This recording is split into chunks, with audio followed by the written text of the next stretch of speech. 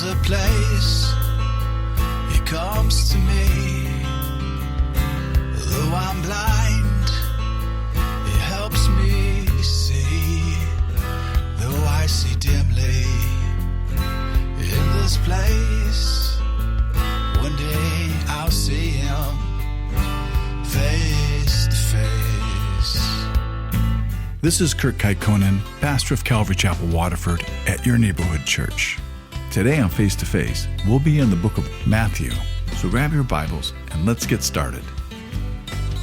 If you want to hear this complete message in its entirety, go to yourneighborhoodchurch.com, where you can download Your Neighborhood Church app at the App Store. Now we're told about this darkness that came at the 6th hour and that it lasts to the 9th hour, which is saying that this darkness came from 12 noon to 3 p.m. Jesus' total crucifixion lasted for 6 hours. It began at 9 o'clock in the morning. So here you have Jesus, and He's hanging there in the daylight for 3 hours, from 9 till noon. Everybody could see it was Jesus, and everybody could see Him hanging there. And then it was like night. And it wasn't a darkness like there was just dark clouds overhead. And it couldn't have been just a regular eclipse of the sun, because it's impossible to have an eclipse of the sun during the period of a full moon. And Passover is always on a full moon. So this is an unusual darkness. And this time period was also written about by the Roman historian Phlegon. And he wrote, in the 4th year of the 202nd Olympiad, there was an extraordinary eclipse of the sun at the 6th hour. The day turned into dark night so that the stars of heaven were seen, and there was an earthquake. And so during that period, for that 3 hours, nobody could see Jesus. And there was a darkness that covered Jesus. And so there was a darkness that's covering Jesus, the light of the world. And it's almost as if God, the Father, is veiling His Son in His humiliation. And He's not allowing man to see what Jesus is going through as He suffers God's judgment. And He's drinking the whole cup of the wrath of God for the sins of all mankind. And you have to realize that every word of Jesus that was spoken on that cross was a very precious word, because every short little sentence cost Jesus a lot of pain, because He'd have to push Himself up on those nails to fill His lungs with air and to be able to express a short series of words. And Jesus, He spoke 3 times before the darkness. And one was that where He prayed for the people's forgiveness because they didn't know what they were doing. And then He also told that thief on the cross that He would be with him today in paradise, this very day. And then where He gave His mom into the care of His disciple John. But during that darkness, Jesus spoke nothing. He didn't speak a word until that darkness passed at 3 p.m. And then Jesus, He cried out in Hebrew, Eli, Eli, lama sabachthani, my God, why have you forsaken me? And this is the only place where this word for cried is used. And it's anabola, and it means this was a very emotional appeal to God. And this is also the only time where Jesus ever addresses God without calling Him His Father. But nobody listening to Him could understand Him because of His thirst. So they all thought that Jesus was calling for Elijah, because Eli sounds a lot like Elijah. And then Jesus said, I thirst. And so then they moistened His lips with some vinegar. And now with Jesus having the ability to speak, Jesus shouted, Tetelestai. Tetelestai is a common word. It's an everyday word. It's used every day by the merchants because it means paid in full. It was used by a winner of a race saying, it is finished, and it is always finished. It was used by workers at the end of the day when they were done with work. It is finished. And then Jesus, He gently bows His head and He dismisses His spirit in peace. Then there's this earthquake, and that veil in the temple was torn from top to bottom. And so now, for the first time ever, there is no curtain between man and God. There's no more priests. There's no more altars. There's no needing for any more sacrifices to be made. And you don't even need the temple anymore, because Jesus had finished everything needed for the salvation of mankind on that cross. Now, here in Matthew, this is the only place we read about the graves opening up and people coming back to life and walking around Jerusalem. And I'm imagining that this must have been a resurrection much like Lazarus's resurrection, that it wasn't a permanent resurrection. And then we're told about these women who were there that watched Jesus. And you can see by this that how the women that cared for Jesus, they knew more and they cared more than even the disciples.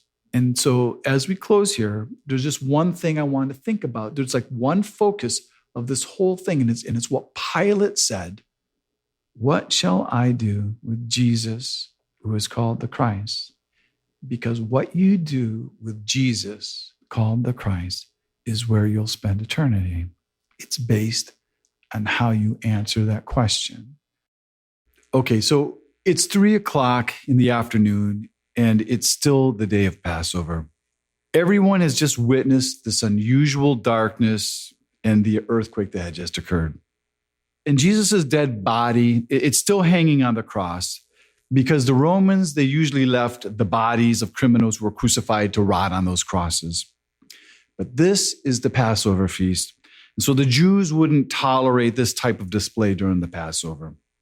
And the Jews, they wouldn't bury the body either. But what they would do is they would take those bodies and they would drag them off to the garbage dump.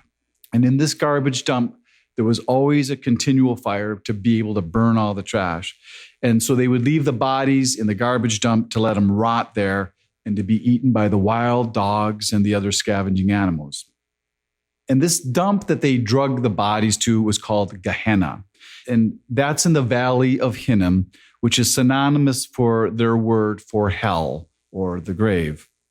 But then there's this man named Joseph of Arimathea, who is not only a member of the Sanhedrin, he was one of the only few who did not consent to the death of Jesus and to his condemnation. And so we're told that he's a secret disciple, and we're also told that he's very rich. And we've never heard of very many rich disciples of Jesus. We only hear of the ones who are poor and the ones who are downcast. But this disciple, he's not going to be a secret disciple much longer. Because Joseph, who being a leader in Jerusalem, he was also a member of the Sanhedrin. And so that means that he has some influence with Rome. And he will address Pilate to be able to bury the body of Jesus. But he doesn't have a lot of time, because it's already 3 p.m. and the Sabbath will begin before 7 p.m. So he has less than 4 hours to be able to accomplish all that needs to be done, because no one would be allowed to work after the sun goes down, because it is the Sabbath. So now he walks over and he's leaving the hillside of Galilee where Jesus is hanging, and he goes back to the governor's residence, the Praetorium. So now he has to get an appointment, and he gets an appointment to speak to Pontius Pilate to get the release for Jesus's body. And so in my mind, I would think that would take him at least an hour to be able to do that. But he does secure that permission from Pilate, and that's because of his influence. And it is true that Romans were known to be able to grant the corpses of executed people to their own personal friends to be able to perform a proper burial for their own family members. And so now Joseph, he walks back to the hill of Calvary, where now he, and it doesn't mention it here, but he and Nicodemus, who was another secret disciple, and who was also a member of the Sanhedrin, and he's the Nicodemus that had met with Jesus at night. So now they're out there, standing out there in front of everybody. And so they're no longer secret any longer. And so here they are, they're in the place of death. They're walking through all the blood and the stench. And then there's the other 2 bodies of the other hanging criminals on their crosses alongside Jesus. And so now these 2 respected men, they're identifying themselves with the most hated man in the whole world. And then they lovingly and carefully remove Jesus's body off that cross. And we're told that Joseph of Arimathea was rich enough to have a tomb hewn out of solid rock for himself. And that kind of a tomb, it would have looked kind of like a cave. And if you go to Israel, you'll see all these huge mountains of solid limestone. And these mountains, they're along the hillside all around the city of Jerusalem. And that's where they cut and they mined all the stones, like for the stones, for the building of the temple and all the other buildings, because all the buildings in Jerusalem are made out of that limestone. And Golgotha, that hill on Calvary, the reason that it looked like a skull with the two eye sockets and the nose socket is because that's a place where they had mined stone from that hillside. And this tomb of Joseph's, it's believed to be the garden tomb that's been found that's only a stone's throw away from Golgotha, that hill where Jesus died. And if you go to that property, you stand on that property, you can actually see the face of the skull of Calvary on that hillside from that garden's property. And this garden, even today, it's a very lovely garden.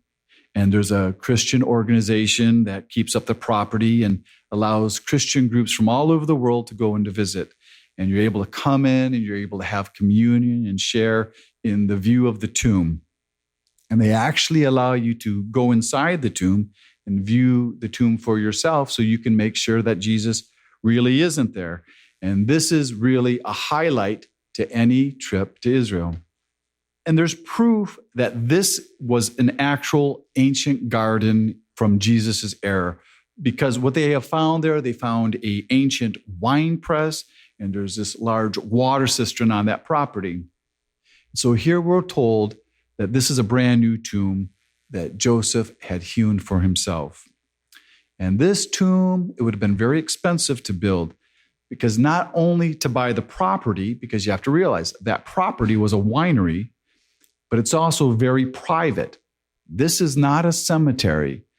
There's only one tomb on the property. And inside of this tomb, it's big. It's kind of like a mini apartment. It had 2 rooms, and it was hewn out. And even between the 2 rooms, there's a doorway and an archway and a wall. So it's like 2 chambers in there. But then you'd have to wonder here, why would Joseph have a tomb hewn out for himself there outside of the city? Because most righteous Jews, they wanted to be buried inside the city of Jerusalem, not outside the city.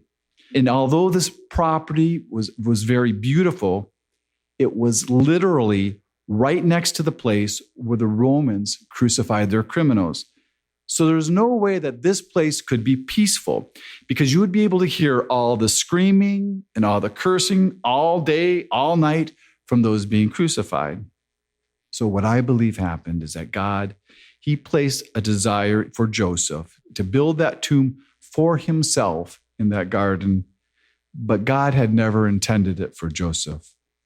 And that when the time came, God told Joseph to give the tomb away and to give it to his son Jesus as an offering. You've been listening to Face to Face. Face to Face on this radio station has been provided by Your Neighborhood Church. If you want to help support Face to Face and put this program on other stations just like yours, you can contact us at yourneighborhoodchurch.com or write Your Neighborhood Church, P.O. Box 500, Romeo, Michigan 48065. There's a place he comes to me. Though I'm blind, he helps me see. Though I see dimly in this place, one day I'll see him face to face. Tune in again tomorrow at this same time as we continue to go through the Bible.